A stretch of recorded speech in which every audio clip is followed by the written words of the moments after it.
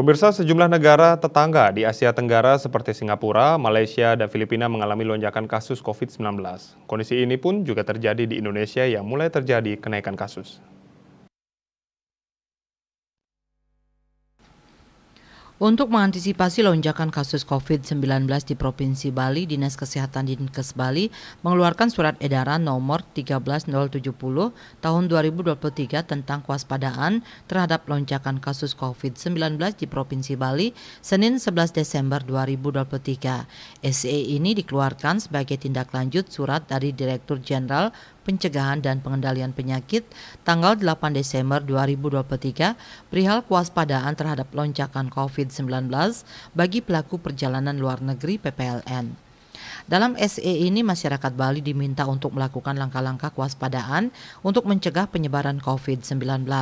Masyarakat diminta mengamati perkembangan di wilayah masing-masing, juga melaporkan setiap ditemukan kasus COVID-19 melalui sistem pelaporan New All Record atau NER. Kantor Pelabuhan Kelas 1 Denpasar agar melakukan pemantauan dan pengamatan di pintu masuk.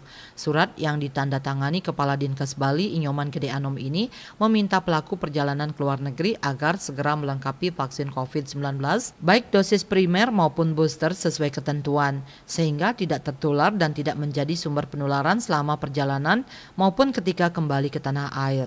Selain itu perlu diupayakan agar tingkat imunitas masyarakat tetap tinggi dengan memastikan tersedianya pelayanan vaksinasi COVID-19.